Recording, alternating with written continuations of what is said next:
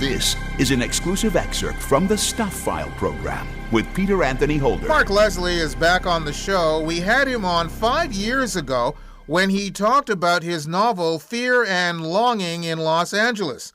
That was on show number 0605. This time around, he's here to talk about his latest book, a non-fiction title called Haunted Hamilton. Mark joins us from Waterloo, Ontario via riverside.com.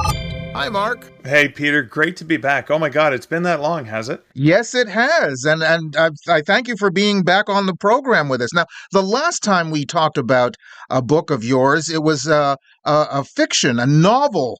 But this is a nonfiction story, and it's not the first foray for you into the paranormal world. No. I for some reason, I found myself fascinated by the darkness, whether it was fiction I made up or whether I was doing research. So it's kind of like the two different, well, one of the three or four different hats that Mark Leslie wears as a writer of the macabre. So what led you to not only Haunted Hamilton, but other things that you have done in the paranormal world before? So I grew up afraid of the dark. I grew up afraid of the monster under my bed, the one in my closet, all of those things. And when I first moved to Hamilton, Ontario, one of the things I did to try to get to know the city, which is a place where my wife at the time was from, I went on ghost walks because I find going on a local historic ghost walk is a great way to get to know the city.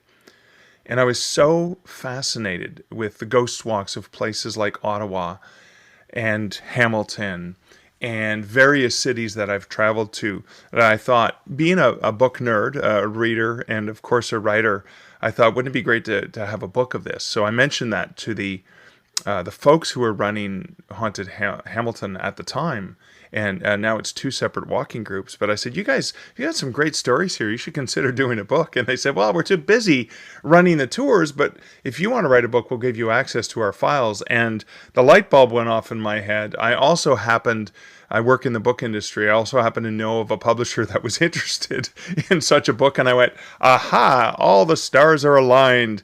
And that's how it all started. Okay, I want to go back a little bit because you say you're someone who was afraid of the dark and afraid of what was under your bed. Yeah. How did you reach the point where you said, I'm going to go on haunted tours? Yeah, I know it's really funny, but maybe it's like, I'm afraid of heights too, but a roller coaster is kind of fun because of that adrenaline rush. And I think the thing about those fears is I know better, in the rational time of daylight, I know, well, I hope there's no monsters in the shadows, but that fear is so powerful and so lingering.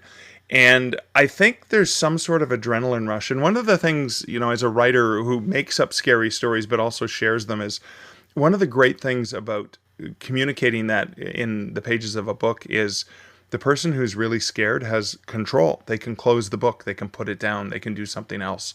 And similarly, as a writer, we can control the narrative. The good guys can win. Good can triumph over evil. The monsters can be vanquished. And so I think I was drawn to this because maybe it was a form of therapy, but it allowed me to have a little bit more control over those fears by guiding them and funneling them into words. And then maybe it's a misery loves company thing, but if I can get other people scared with me, I'm not the only scared one in the room. I don't know. But I honestly think therapy has something to do with it somewhere in there. Well, you're a far more rational person than I am. And the reason why I say that is you're afraid of heights. You're afraid of monsters. I'm afraid of water, and I will not get on a boat. Really? If my life depended on it. Wow. Well, I mean, getting out of the water and into a boat probably would be a good reason to get into a boat. Well, no. The idea of me being in the water, I'm not that close to water. Gotcha. And people often say, well, you live on Montreal. It's an island. And I say, it's only an island when you're off it. That's right. So tell me some of the things that we can find in Haunted Hamilton. So what's really funny is one of the first stories I wrote for that book goes back to Alexander Hamilton poem about the Dark Lady of the Customs House.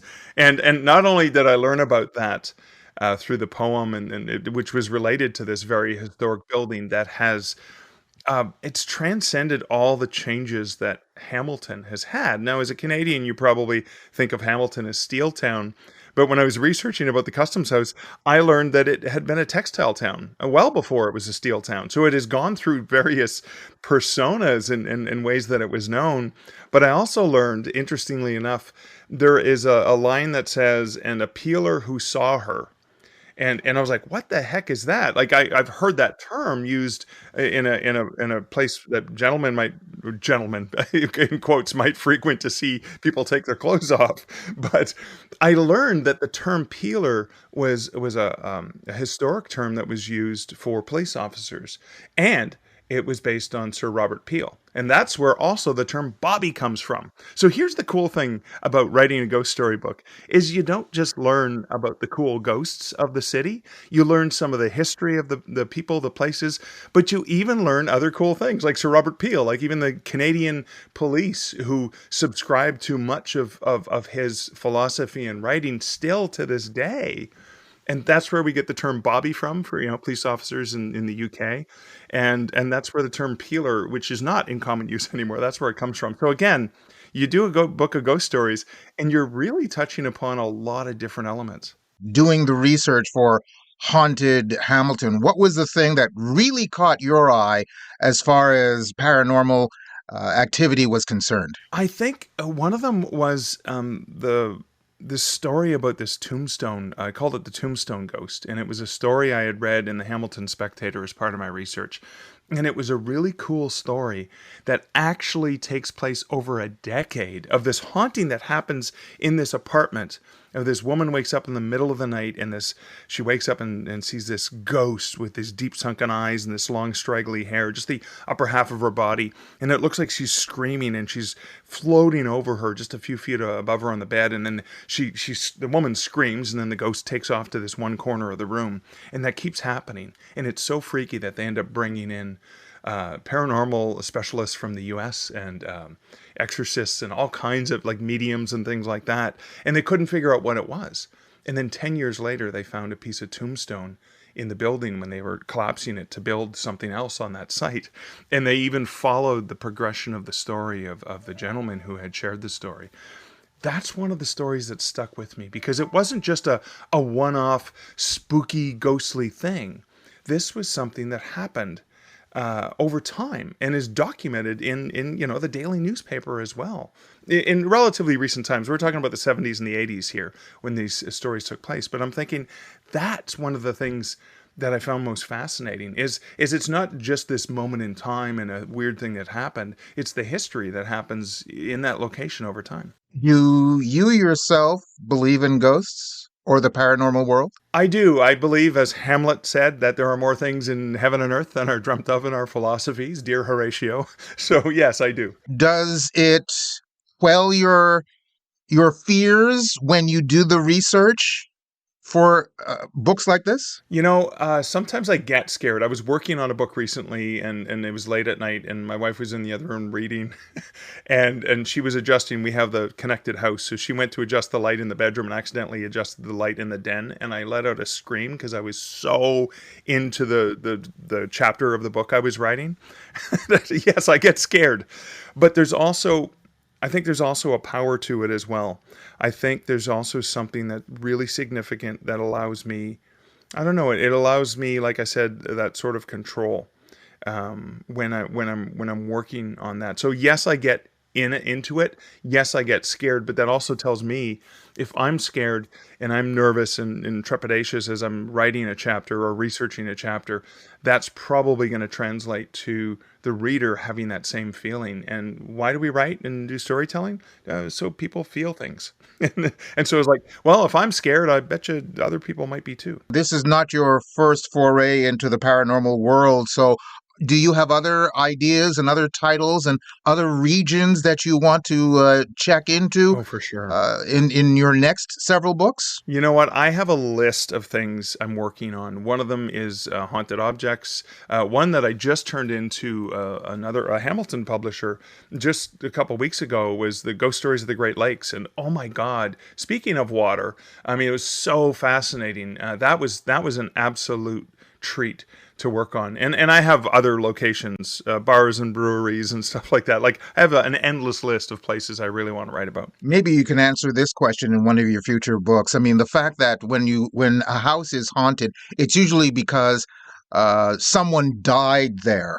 And my feeling is, shouldn't the most haunted places in the world be hospitals? 100%. And I did actually release a book I co-authored with Rhonda Parrish called Haunted Hospitals. And that's one of the conclusions we came to. This is a place where people come into and go out of the world. If there is any portal between our world and the other world, the afterlife, the before life, any of those spiritual areas, that a hospital is, you're right, probably one of the most haunted kinds of buildings we could have. The current book is called Haunted Hamilton. It's out now. Mark, it's a pleasure to have you on the program once again to share the story with us. And by the way, don't wait 5 years to be on the program again. Oh, thank you so much, Peter. I'll be sure to reach out to you just around the time that Ghost Stories of the Great Lakes is coming out. Great. Looking forward to it, sir. Thank you.